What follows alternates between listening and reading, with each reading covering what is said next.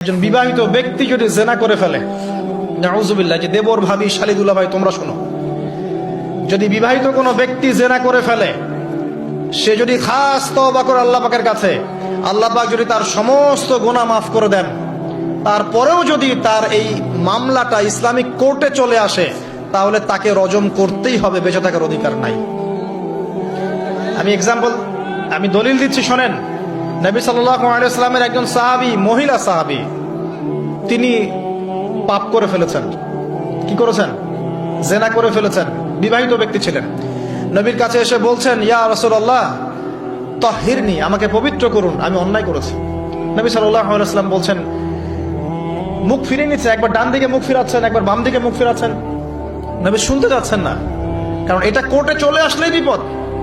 নবীজি বলছেন, বাসায় যাও, বাসায় যাও, তওবা করো, আল্লাহর কাছে তওবা করো, আল্লাহ মাফ করে দিবে। বাসায় চলে যাও, বাসায় চলে যাও, তওবা করো, আল্লাহ মাফ করে দিবে। সে মহিলা বলছে, না ইয়া রাসূলুল্লাহ, আমি অনেক বড় অন্যায় করেছি, আমাকে পবিত্র করুন। আপনি পবিত্র না করেন তাহলে পরকালে আল্লাহ আমাকে শাস্তি দিবেন, আমাকে পবিত্র করুন। এবার নবী সাল্লাল্লাহু আলাইহি ওয়াসাল্লাম বললেন, বাসায় যাও। তুমি গর্ভবতী হয়েছ? হ্যাঁ। বাচ্চা খালাস করো, তারপরে এসো, তোমার বিচার করে দেওয়া হবে ইনশাআল্লাহ। সেই মহিলা বাসায় ফিরে গেল, তওবা করতে থাকলো, তার গর্ভের সন্তান বড় হতে লাগলো। এক পর্যায়ে সন্তান জন্ম হলো। সন্তান জন্ম হওয়ার পর সে এসে বলছে, ইয়া রাসূলুল্লাহ, এই যে কোলের বাচ্চা, এই যে 3 দিন আগে 4 দিন আগে হয়েছে সন্তান, আমাকে এখন পবিত্র করে দিন, আমাকে শাস্তি দিয়ে পবিত্র করুন। নবী সাল্লাল্লাহু আলাইহি ওয়াসাল্লাম বাচ্চা দিকে তাকিয়ে বলছেন যে এই বাচ্চাকে দুধ পান করাতে হবে। এবার তিনি নবী সাল্লাল্লাহু আলাইহি ওয়াসাল্লামকে বলছেন, ইয়া রাসূলুল্লাহ, এই যে আমার বাচ্চা এখন রুটি খেতে পারে, আমাকে এখন পবিত্র করুন। নবী সাল্লাল্লাহু আলাইহি ওয়াসাল্লাম একজন মুসলিমকে বললেন, এই বাচ্চার দায়িত্ব কে নিতে পারবে? একজন মুসলিম সাহাবী বললেন যে আমি নিব ইয়া রাসূলুল্লাহ। তখন তার হাতে বাচ্চাকে সোপর্দ করা হলো। বাচ্চাকে সোপর্দ করার পর এই মহিলাকে নিয়ে যাওয়া হচ্ছে এবং সাহাবীকে বলা হলো, অন্যান্য সাহাবীদেরকে বলা হলো, তোমরা এই মহিলাকে নিয়ে যাও, নিয়ে গিয়ে রজম করো, অর্ধেক মাটিতে পুঁতে ফেলে পাথর নিক্ষেপ করে হত্যা করো।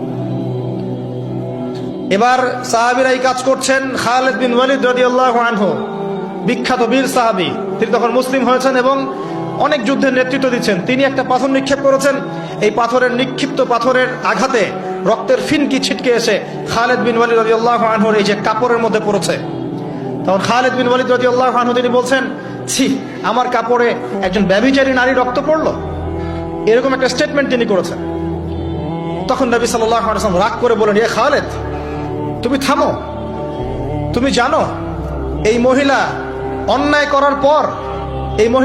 করার পর এমন তওবা আল্লাহর কাছে করেছে, এত বেশি তওবা সে আল্লাহর কাছে করেছে, এত বেশি তওবা আল্লাহর কাছে করেছে বিগত এই সময়গুলোতে, এই তওবা যদি পুরো মদিনাবাসীর মধ্যে ভাগ করে দেওয়া হয় তবুও কম হবে। এবং সেই মহিলা এখন জান্নাতে আছে, জান্নাতে নদীতে সাঁতার কাটছে ইনশাআল্লাহ। আমি বুঝাতে পারলাম কিনা? এই মহিলাকে আল্লাহ পাক মাফ করে দিয়েছেন, তিনি জান্নাতে আছেন ঠিকই, দুনিয়াতে তার বিচার নবীজি করেছেন। তারপরেও আমি কি বুঝাতে পারলাম যে বিবাহিত ব্যক্তি ব্যভিচার করলে কিরকম শাস্তি হবে? এরপরেও যারা এখন ওই জেনার অপরাধে লিপ্ত আছেন, অবিবাহিত হন আর বিবাহিত হন, আল্লাহর ওয়াস্তে আজকে গভীর রাত্রে গিয়ে তওবা করবেন, রাত্রে বেলা ওযু করবেন, জায়নামাজে দাঁড়াবেন,